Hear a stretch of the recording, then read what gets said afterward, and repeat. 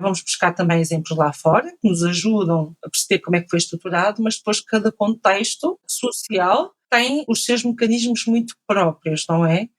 E o contexto português tem esta nuance da subtileza, que há este desconforto para quem sofre discriminação, mas também a pessoa que sofre a discriminação não tem provas claras, porque depois vão dizer que tu é que interpretaste mal, ou que não foi isso, ou tu é que estás a fazer uma leitura errada, de sentir esse desconforto, mas achar que aquele desconforto se calhar é a sua percepção. Faz a vítima sentir-se a culpada do seu ato.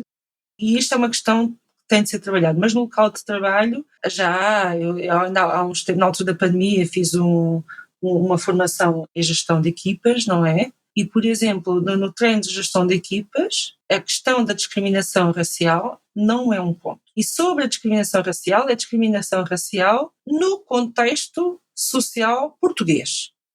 A pensar nos profissionais pouco representados no mercado de trabalho, surge o Color at Work, um espaço seguro de partilha, empoderamento e fortalecimento da experiência das pessoas que compõem a diversidade de talentos e potencial existente no mercado de trabalho. O meu nome é Sofia Medina Andrade e acredito na eficácia da diversidade e inclusão para o alcance de um mundo de trabalho mais digno e justo. Sejam bem-vindos! Olá, comunidade! Bem-vindos a mais um episódio do Color at Work. Hoje terei o prazer de conversar com a Kátia Severino, uma investigadora notável do Centro de Linguística da Universidade de Lisboa, que conta com mais de uma década de experiência em investigação em fonética e fonologia. A Kátia tem usado as suas competências académicas para compreender a forma como utilizamos os diferentes sons para expressar as nossas ideias, sentimentos e emoções. Mas o seu trabalho vai ainda mais além, pois tem sido aplicado no estudo da discriminação, em todas as suas formas, refletindo-se não só em estudos e debates académicos, mas também no ativismo. Como membro ativo da JAS, Associação de Afrodescendentes, a Kátia tem contribuído de forma significativa para a compreensão das diferentes vertentes da discriminação e reflexão da construção de negritude. Filha de pais angolanos que vieram para Portugal devido à guerra civil em Angola, a Kátia nasceu no Algarve, sendo a mais nova de 7 irmãos. Desde cedo, o seu tom de pele claro fez com que tivesse consciência dos privilégios que tinha em relação aos restantes membros da família, que tinham tons de pele mais escuros. Essas experiências levaram-na a questionar as vivências das comunidades afrodescendentes em Portugal, bem como o legado colonial do racismo e do colorismo. Hoje, iremos beneficiar da sua experiência e conhecimento para compreendermos melhor o impacto da linguagem na discriminação em Portugal, quer no contexto social, quer no profissional, e o impacto do colorismo nas experiências individuais. Sem mais demoras, vamos mergulhar nesta conversa fascinante com a Kátia Severino e explorar as conexões entre a linguagem, a discriminação e a construção de uma sociedade mais inclusiva. Olá, Kátia, e muito bem-vinda! Olá, Sofia, e obrigada pelo convite. É um prazer falar aqui contigo e partilharmos aqui um pouco das nossas experiências e dos nossos universos. Obrigada, Sofia. Eu é que agradeço, Kátia. Tu sabes que desde que te vi, esta foi uma conversa que eu consegui logo imaginar e que quis muito ter. Acho que vai ser muito bom para os nossos ouvintes e para mim também, por isso obrigada. Kátia, como é que tu te vês e descreves enquanto profissional? Enquanto profissional, eu descrevo-me como alguém que realizou os seus sonhos, não é? E ainda hoje estava a pensar nisso e estava a fazer uma reflexão sobre o meu percurso profissional e das várias experiências profissionais que eu tive desde muito cedo, não é? E lembrei-me de um episódio de quando eu era pequena. Havia um jornal que é o Correio da Manhã, que era popular, mas não é com a carga que tem hoje. Era um popular mais noticioso, não discriminando o Correio da Manhã. Mas eu lembro quando era criança, o Correio da Manhã vinha sempre com um suplemento ao domingo, que era um suplemento infantil, que vinha com sopas letras e aqueles os desenhos dos pontinhos. E havia uma coluna que os pais podiam mandar a fotografia, ir com uma carta dos filhos, e os filhos diziam o que é que queriam ser quando fossem grandes. Obviamente eu nunca tive condições, nem nunca tive lá a minha fotografia, mas quando eu via essa parte eu sabia muito bem qual era o meu sonho. E eles punham a cara da criança, da fotografia, e o resto era um desenho sobre a profissão que a criança queria exercer. E na altura eu dizia que queria ser cientista. e na verdade a vida deu tantas voltas e essa é a atividade que eu tenho. Por isso muitas vezes nós nos esquecemos no dia a dia, na contemporaneidade, a razão pela qual fazemos o que fazemos, mas olhando para trás e debatemos com as dificuldades, cada um nos seus ramos e da realidade social dos dias de hoje, mas eu posso dizer que como profissional sou alguém que está a realizar e vive o seu sonho de criança. E é muito bom ouvir isso. Não sei se é assim tão frequente, mas ao ouvir-te eu penso que bom. Que bom. Embora nós não tenhamos combinado falar sobre isso, já que falas deste sonho tão bonito, será que podes, assim, em breves palavras, descrever-nos o que é que fazes? Posso sim. Então, eu sou, em primeiro lugar, sou linguista, que é a área que estuda a linguagem, a língua e a linguagem. Dentro da linguística, eu trabalho dentro da área da fonética e de fonologia, que é a parte que trata dos sons da linguagem. E dentro da fonética e da fonologia, eu trabalho numa área específica, que é a área da aquisição da linguagem, e em particular com bebés e crianças. Por isso eu trabalho com bebés entre os 4, 5 meses e com enfoque até aos 30 meses, 2 anos e meio de idade. Trabalho no laboratório, onde faço investigação, e neste trabalho aquilo que eu faço é, com a participação dos bebés e crianças com que trabalho, então fazer um descritivo daquilo que serão os marcadores precoces para o desenvolvimento da linguagem. Já te tinha dito isto antes e digo-te agora, eu acho que é mesmo um trabalho fascinante. E ver que, no fundo, traduz um sonho teu antigo, para mim é espetacular de ouvir. Por isso, Eu não obrigada. imaginaria para que área que eu iria parar. Eu dizia que queria ser cientista. Exato. Sou investigadora, sou cientista. Numa área que, a meu ver, é interessante e és a primeira pessoa que eu conheço a fazer isto e acho que é mesmo bonito. Por isso, obrigada também por esta partilha. Sabes, como nós já falámos algumas vezes em off, a questão do colorismo, não é? O colorismo tem um grande impacto nas experiências individuais da comunidade negra e a forma como estas vivenciam também a discriminação. E tu desde cedo compreendeste muito bem esta diferença de tratamento que é dada às pessoas nos diferentes espaços sociais cujo tom de pele é mais escuro. Podes partilhar um bocadinho essa experiência? Tomar a consciência disto desde cedo, se calhar não será a melhor forma de aplicar isto, porque eu acho que mesmo nós, dentro do contexto afrodescendente de negritude, é um processo em construção. E foi preciso chegar a um ponto de maturidade, porque nós nos preocupamos a viver o nosso dia a dia, não é? Nós não estamos nestas questões não nos começam a questão do racismo, nós vivenciamos estas questões, mas não fazemos uma reflexão crítica sobre estas questões.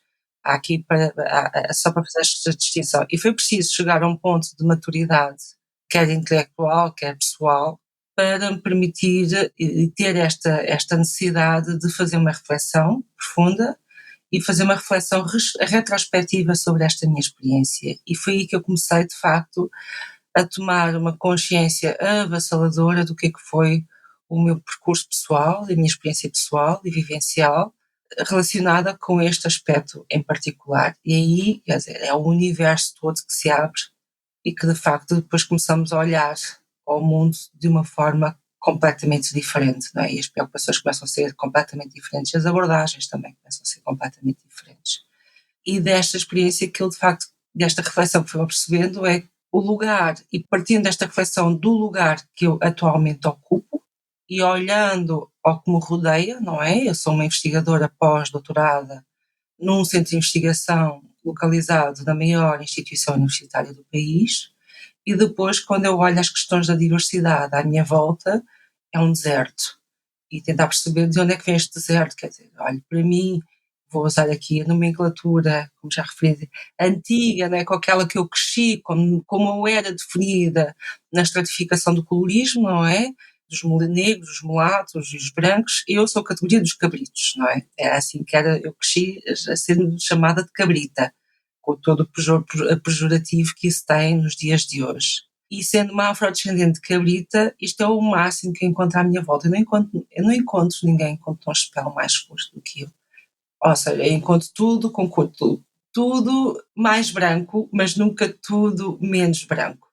E isto levou-me a questionar o lugar que eu ocupo e também depois fazendo esta leitura retrospectiva, onde é que este branqueamento foi sendo feito, não é? Olhando para trás. Então, quem é que eu via no doutoramento, quem é que eu via no mestrado, quem é que eu via numa licenciatura, quem foram os meus amigos que passaram o 12º ano sequer, não é?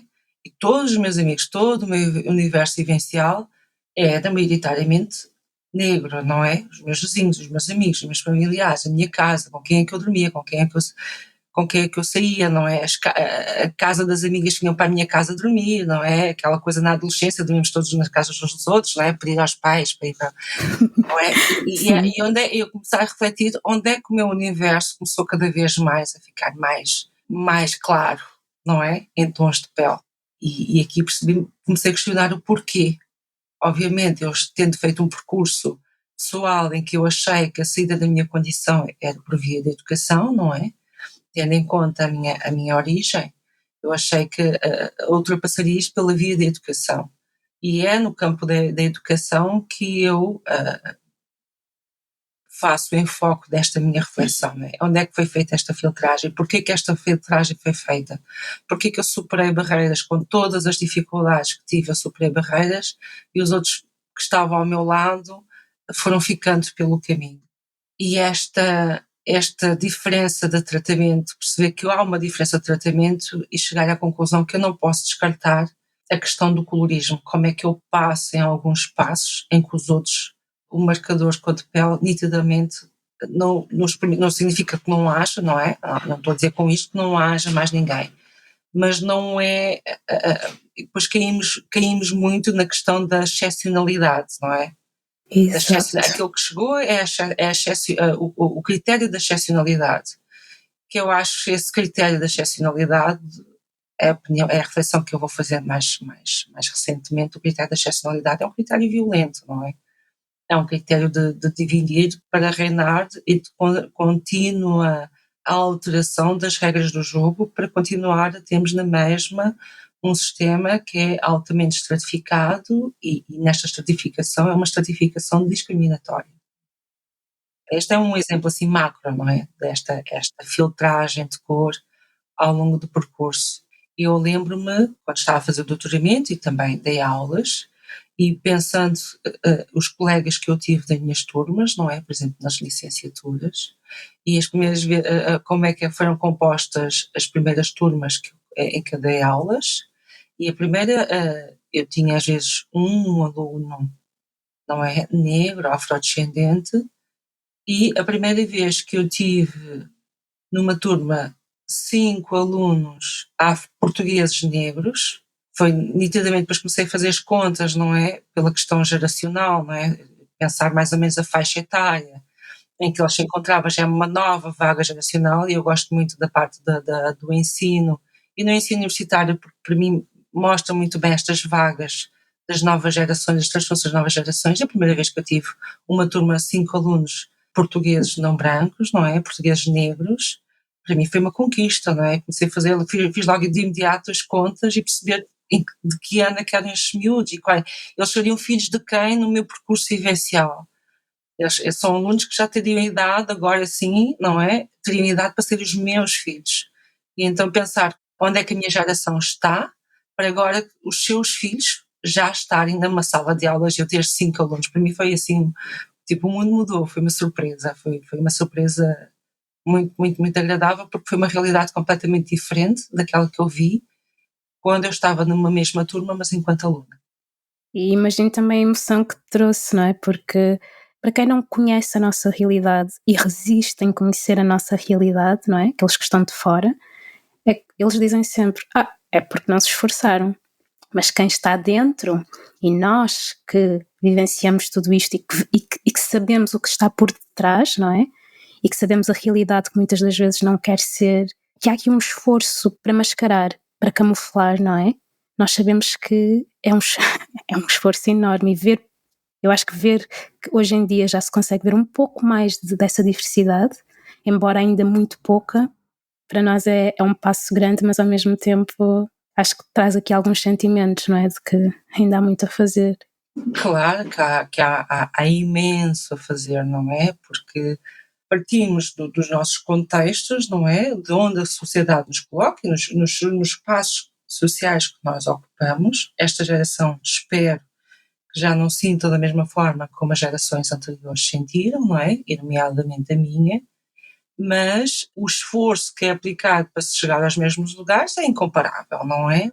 Partindo logo neste contexto dos espaços que nós ocupamos, por exemplo, questões básicas, vamos desde das necessidades básicas, não é?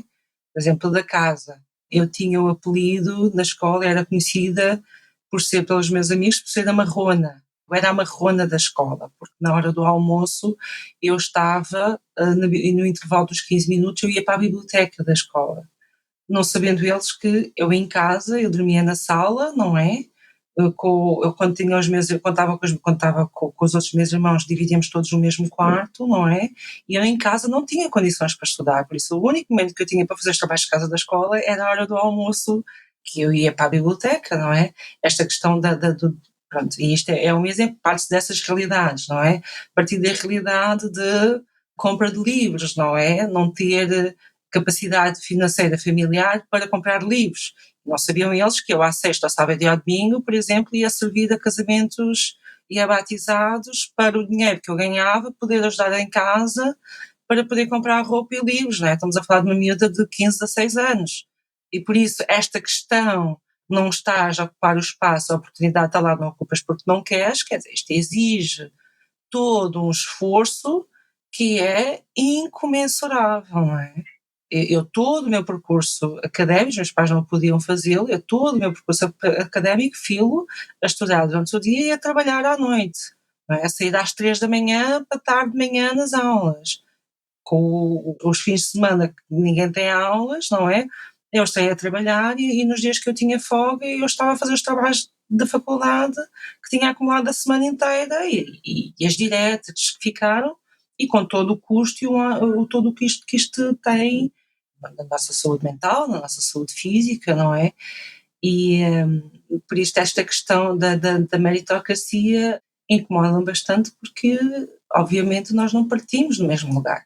Assim, é muito bom esta questão constantemente, nós desde muito pequeninos, porque depois percebemos, não é? Porquê? Porque os nossos para trás, para chegar onde chegaram, também para permitir que nós chegássemos onde chegamos, fizeram esse esforço, não é? Tu tens de ser, eu lembro desde pequenina o discurso, tu tens de ser uma lutadora, tu tens de ser uma guerreira, não é? Que eu no meu imaginário, a minha mãe dizia que tinha de ser uma guerreira, eu achava, no meu imaginário de criança de 5 anos, eu achava que tinha que sair de casa com uma espada, porque há dos filmes, né? Sair com uma espada, tens de ser uma guerreira. E esta questão, sim, por dizer, és uma mulher forte, és uma mulher guerreira, pronto, sim. Foi essa a educação que me foi transmitida e esse é o termo que eu tive, mas isto não podemos descartar que isto tem um custo muito pesado na nossa vida, como eu disse, na nossa vida mental, física, não é? E social também, não é? Claramente, e depois este caminho que nós fazemos, que eu gosto de chamar um caminho sem volta, que é de compreender melhor estas questões, e como tu bem disseste, faz com que tenhamos um olhar completamente diferente para tudo, para o mundo e para a nossa posição no mesmo, não é? Mas acredito que no teu caso ainda mais, porque esta experiência, não só a nível pessoal, com a discriminação, e o teu percurso académico, depois deram-te ferramentas, ainda te trazem mais ferramentas para olhares para a discriminação de forma mais crítica ainda. Porque uma coisa, eu sinto que quando nós passamos por este processo de construção de negritude, abre-se aqui todo um olhar, mas depois no teu caso, seres confrontada diariamente com duas coisas. Uma que é esta ausência, não é? A ausência de pessoas que se parecem contigo, de pessoas que se parecem com as pessoas com as quais tu cresceste. É como se, ou seja, este distanciamento que se cria assim de forma tão brusca, a meu ver, aliado depois às ferramentas e ao pensamento crítico que a academia te dá, opa, isto ainda por cima sendo tu uma pessoa muito ligada à linguagem, isto faz-me querer explorar a relação entre a linguagem e a criação de espaços de conforto, a teu ver. Como é que tu vês isto? Tu tocaste aqui na questão da linguagem, tu tocaste aqui num ponto que eu ando aqui, ali, tenho aqui do lado, aliás está aqui à frente da parede, tenho aqui uma série de post-its de um projeto que eu ambiciono ter a oportunidade, lá está, agora estou numa outra etapa de luta, de superação, mas poder ter aqui o espaço que esta minha reflexão merece. Já tive a oportunidade de fazer uns ensaios, umas apresentações em relação a isso, mas espero de facto pegar isto à séria. E é exatamente nesta questão em que eu caso a questão da discriminação, não é? Racial, com a questão da linguagem, não fosse eu linguista, não é? Juntar o ativismo com o meu percurso e a minha formação académica. E a linguagem tem, se calhar aquela que nós não temos ainda feito uma reflexão que ela merece, mas de facto ela é desde cedo o primeiro marcador da discriminação, não é? Nós olhamos ao quarto da pele e ali umas quantas frases já cristalizaram, não é? Que nós já bem conhecemos e não vale a pena estar a reconhecer. Mas de facto depois há todo um outro universo de sutilezas marcadas na linguagem. Elas despoletam uma série de mecanismos de discriminação racial que não está devidamente escrita, a meu ver. E isso, eu tenho feito reflexão sobre, por exemplo, a questão das variedades do português, é a área que eu tenho trabalhado, não é? E de como a experiência que eu posso descrever, né, que toda a gente sabe, é a experiência do telefone, não é? Procurar uma casa quando se fala ao telefone, não é? E dependendo da variedade do português que tu falas, ou se tens marcadores que indiciem que és falante de uma das diversas variedades do português, mas que não seja aquela que é definida como o português padrão. Exato. Como isso é o suficiente para explotar os mecanismos discriminatórios, não é? E esse é para o nosso cada dia, na sociedade em que vivemos, não é? Alguém que telefona para uma agência ou para um anúncio de um alugar um apartamento, e se tu falas português com as pessoas com o sotaque, não é? Do português de Angola ou português do Brasil, o anúncio imediatamente está lá no site, mas imediatamente já foi alugado. Olá, comunidade. O que estão a achar deste episódio? Se pudessem nos dar a vossa opinião, o que diriam? Vocês sabiam que o Color at Work está presente em todas as plataformas de podcast? Está também no Instagram e, mais recentemente, foi-nos lançado o desafio de estarmos no TikTok. Então podem ouvir-nos nas vossas plataformas preferidas de podcast e podem encontrar-nos no TikTok e no Instagram através do Color at Work Podcast. Eu mal posso esperar por ouvir os vossos comentários, por receber o vosso feedback e por assim criar um espaço que seja nosso. Espero por vocês lá. Na semana passada estive num almoço e é engraçado depois esta falta de consciência depois entre casais, que era um casal, ela brasileira e ele português. Ele dizia que estava muito ocupado com o seu trabalho, que tinha visto uma série de anúncios que eles estavam a procurar casa. Então ele pediu à companheira se ela poderia telefonar. Assim, não tenho tempo, podes tu, já vi estas coisas, olha, liga lá tu. Ela ligou para todos eles disseram que as casas já estavam arrendadas. E ele disse, porque comecei a achar que era um bocado estranho, achei aquilo demasiado padrão. Então fui ele a telefonar exatamente para as mesmas casas, então começaram os dois a ligar com diferenças de um minuto. Ela ligava, ele ouvia a resposta, desligava, e ele logo de seguida, era ele o próximo a telefonar e já tinha marcação para irem ver as casas. Pronto. Porque é que isto não me surpreende? Não surpreende nada. Não, eu ri-me um bocado, exatamente, eu tive a mesma reação que tu, eu comecei-me a rir, porque nós temos esta consciencialização, quer dizer, olha, este ligou eu costumo dizer, este ligou a Matrix agora, este viu um bocadinho da Matrix. A Matrix está lá, só a ver quem quer, não é? E de facto, depois há aqui a questão da linguagem, tem aqui uma série, esta é a experiência que toda a gente conhece, não é? A mais imediata, mas há uma série de experiências. Nós consideramos que são sutis ou que elas não estão lá, outras vertentes da Matrix estão lá e estão lá no constante, não é? Está dentro da educação, nos textos produzidos, eu vejo imenso isso, não é? Como quer na escrita, quer na oralidade. Existem marcas, são marcas da gramática, da escrita próprias das variedades, e como isto é o suficiente para depois explotar todos estes mecanismos de discriminação. E no mercado de trabalho? Porque eu acho que muito pouco se fala destes episódios, destas experiências, não é? E da forma como a linguagem pode contribuir para o desconforto nos lugares de trabalho, mas também que, se houver uma consciência, também pode contribuir para o contrário, para a criação destes espaços de conforto. E como nós passamos grande parte dos nossos dias e das horas que compõem os nossos dias nos locais de trabalho, e mesmo para aqueles que trabalham remotamente, é com os colegas de trabalho, indiretamente ou não. Então, como é que tu fez esta relação? Eu não quero colocar aqui muitas questões, mas quero ouvir a tua reflexão em relação a isto, porque todos nós somos profissionais e, querendo ou não, mesmo fora dos espaços de trabalho, todos nós ouvimos indiretamente, porque acho que as pessoas também muito pouco falam, mas indiretamente ali sai, É não uma é? constante. Eu percebo perfeitamente o que estás a dizer. Podemos fazer aqui uma reflexão, um brainstorm, né, uma reflexão aberta, porque ainda é uma área que ainda não está devidamente estruturada para nós, porque é uma área ainda estamos a explorar. Essa é a parte que é a tal parte que eu quero aprofundar. Há trabalhos fora de Portugal, mas aqui ainda não entramos mesmo neste domínio. E, de facto, nos contextos de trabalho, a linguagem é um campo de exercício de violências constantes, desde os comentários que supostamente são mais subtis, não é? Àqueles que são um pouco mais diretos. Eu ponho-me a pensar, por exemplo, de experiências que eu vivenciei de colegas que não eram destacados para determinadas funções, porque não falava a variedade desejada, não é? Aquela que é padrão.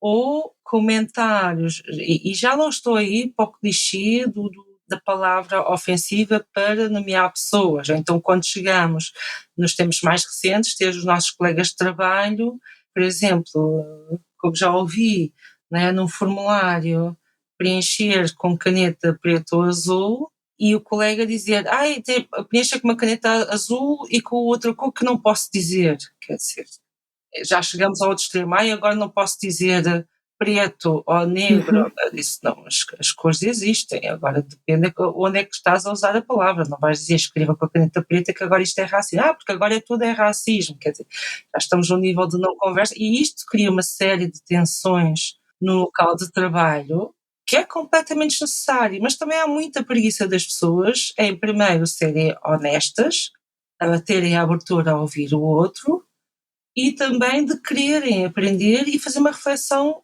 sobre si próprios e sobre a sua própria experiência social e de onde é que eles partem, não é? E tudo esta, que eu tenho chamado um bocadinho de preguiça intelectual, não é? Esta preguiça de parte das próprias pessoas. Obviamente eu não espero que todas as pessoas, eu gostaria que todas as pessoas pudessem fazer este caminho de reflexão, como tantos de nós já faz, não é? E tantas pessoas, digo nós, pessoas que nos rodeiam, não é? Porque depois também vamos fazendo dessa seleção natural das pessoas que nos rodeiam, e tantos daqueles que nos rodeiam já fazem.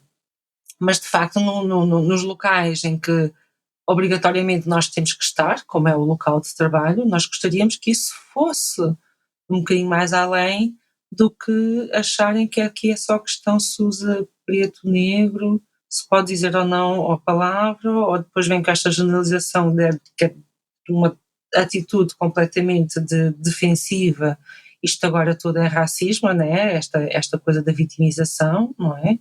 E que isto de facto cria uma série de tensões na experiência profissional e na experiência interpessoal no contexto de trabalho, que é completamente desnecessário e é preciso trabalhar, não é?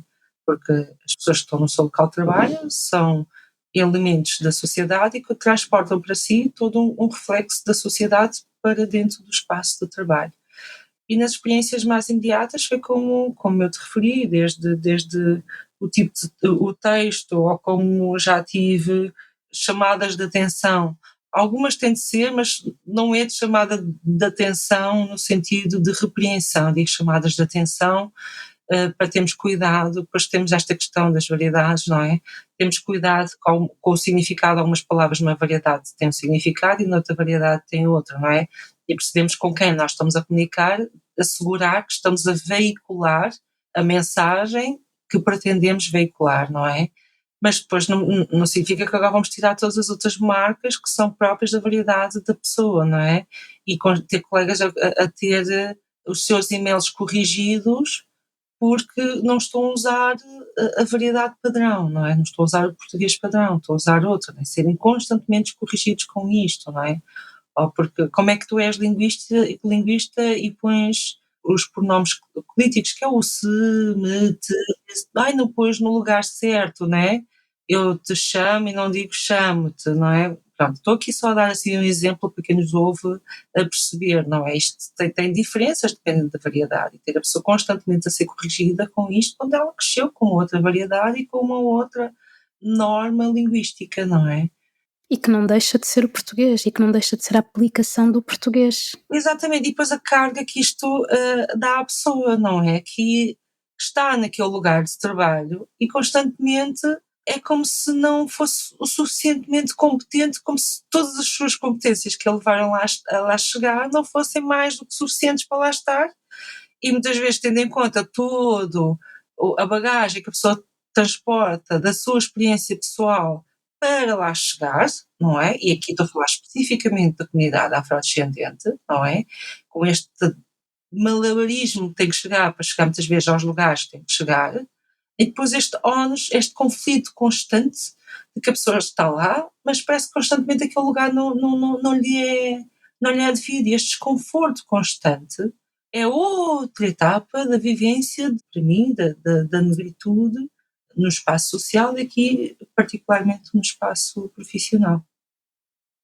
Eu acho muito importante tu trazeres isto e estes exemplos que tu dás, porque é algo que muita gente vai se identificar, porque já passou por, já foi confrontado com, e espero que pessoas que não façam parte da comunidade negra, ou seja, aqueles cujo aspecto físico é mais visto nos locais de trabalho, ou seja, o tom de pele é mais comum nos locais de trabalho, se tiverem acesso a esta conversa, que possam refletir um bocadinho das vezes que o fazem e com isso também convidá-los a mudar um bocado os seus comportamentos e a tornarem também esse criticismo um bocadinho mais diluído e substituir por um bocadinho de compreensão também.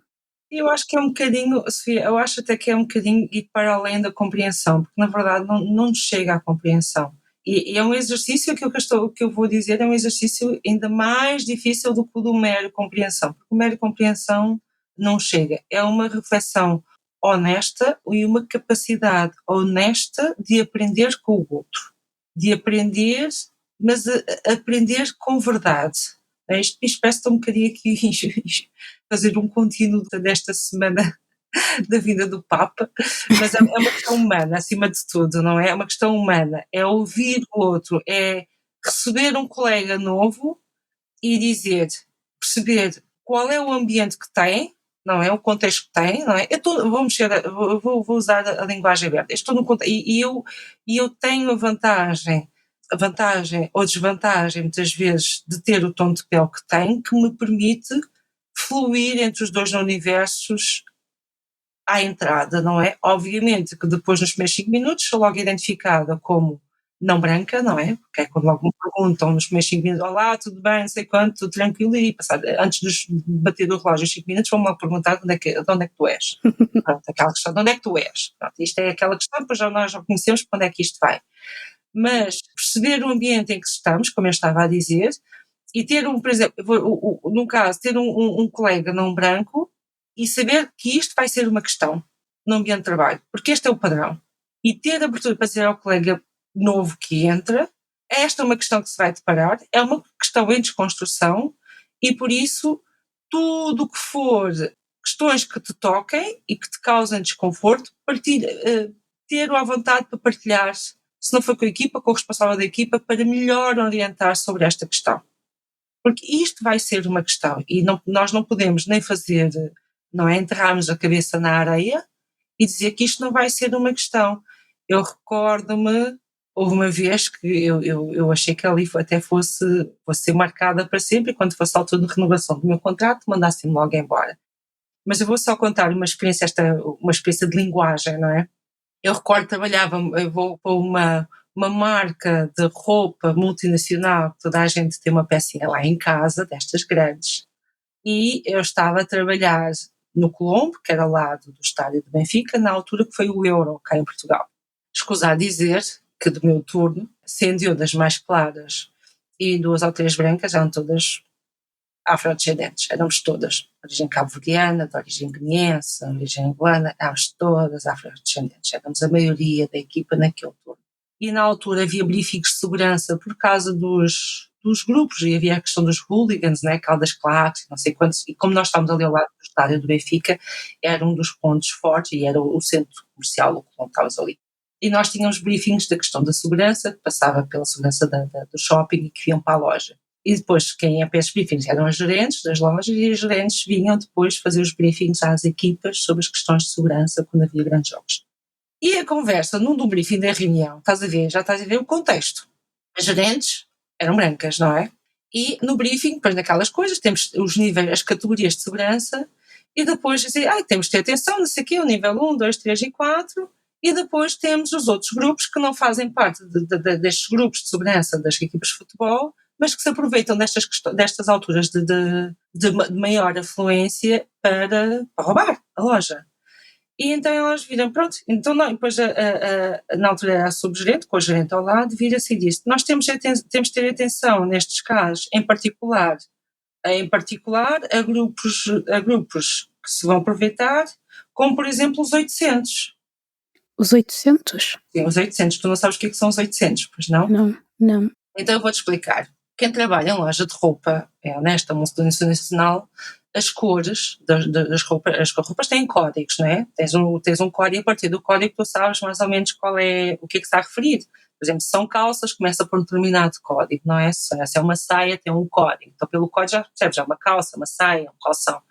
E os últimos números, na altura, não sei se ainda se mantém assim, os últimos números era o código de cor. Já consegues perceber o que é um 800? Ok. Oh, meu Deus. Ela disse isto, tem atenção em particular aos 800, em que no briefing a maioria dos que lá estavam eram 800 e as suas variedades de 800. Estás a ver o nível? Eu nesse dia saltou a tampa. Eu nesse dia chamei-a racista, não é? E passei-me com as minhas colegas e virei para elas e fiquei tão indignada porque eu tenho esta questão também pessoal, esta questão da injustiça. Isto é uma coisa que fica marcada. Eu chamei de racista à subgerente, à frente da gerente, e era assim uma pessoa que era dura, e às minhas colegas, eu ali no meio, vim para elas, levantei-me e disse, vocês não dizem nada, vocês não reagem. Eu fiquei passada, mas é só para tu veres o conforto, não é, de uma pessoa que num briefing faz este comentário sem qualquer reflexão e sem reflexão da equipa que tem, não é? Aquelas pessoas que ela estava a referir são pessoas que estão à frente dela. Ela acha que aquilo não as vai atingir? Porque isto é normalizado, é de tal modo normalizado que fazer um comentário racista em frente a um colega de trabalho que é público-alvo desse racismo, não é? Exatamente. Não é nada de mal. Porque é tão normalizado que eles nem notam o que estão a fazer. Ou seja, em vez de ser a pessoa que faz o comentário que se sente desconfortável por fazer um comentário desse tipo de cariz, é a pessoa que é afetada que se sente mal. Porquê? Porque está num espaço que normaliza este tipo de linguagem, este tipo de vocabulário, este tipo de comentário. E isto para mim é... Eu quando tento racionalizar é chocante. É chocante. Daí, pronto, eu sei que quando nós tocamos estas questões, toca-nos o lado pessoal e emocional, e eu tento daí eu trazer este meu manancial e querer fazer uma reflexão crítica sobre isto, não é? Ser muito pragmática. Isto é a realidade e como é que nós vamos lidar com isto? Por isso é que eu estava a dizer da importância da consciencialização, de que isto é um assunto, isto é um tema, isto vai acontecer. O que nós podemos fazer em construção é ir anotando as várias experiências que acontecem, para podermos melhor caracterizar o que é habitual acontecer, para nós já nos prepararmos para saber e procurar soluções para lidar com estas situações. Por isso que eu estou a dizer, mais do que boa vontade, é necessário fazermos este trabalho de consciencialização. Acho que essa parte, não é?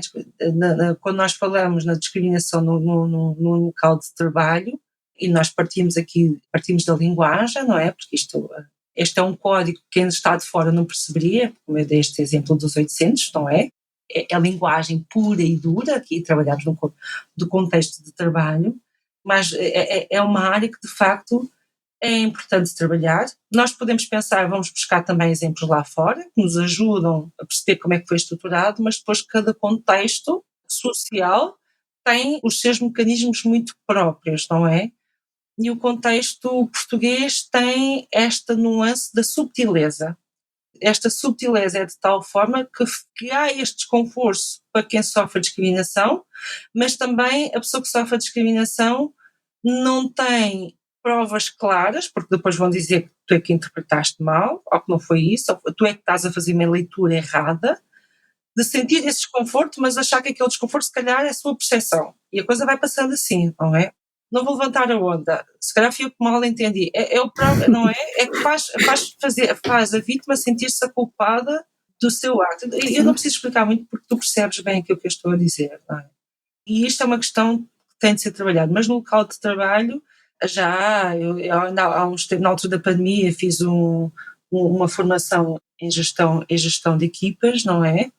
E, por exemplo, no treino de gestão de equipas, a questão da discriminação racial não é um ponto. Não é um ponto.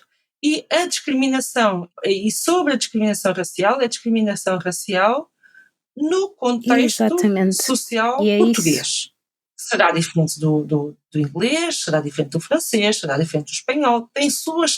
Tem linhas comuns, mas tem características próprias. Estas características próprias advêm da própria sociedade, da identidade cultural dessa sociedade, não é? Da forma como essa sociedade, como organismo, opera, não é? É um universo, é para lá de outra galáxia que ainda nem lá chegamos.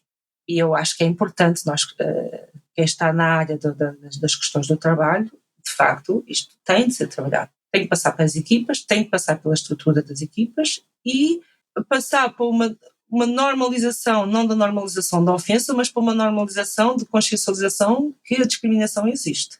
E ela ainda vai ficar para cá, nós gostaríamos que assim não fosse, mas ainda vai ficar por cá e isto vamos precisar de muitas gerações, mas o trabalho tem que ser feito agora para que o passo a seguir seja à frente. Não podemos continuar neste ponto de inexistência porque ele está lá e está a operar todos os dias sobre a vida das pessoas.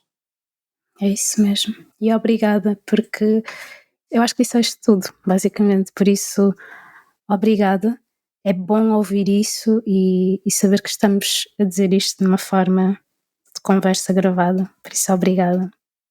E antes de deixar ir, eu não quero, mas tem de ser, é curiosidade também, depois, especialmente depois de ouvir tudo isto que nos deixaste, não é? Todo este repertório aqui que nos deixaste, com a experiência que tens e que foste adquirindo, ao dia de hoje, que verdades sentes que não te contaram acerca do mercado de trabalho?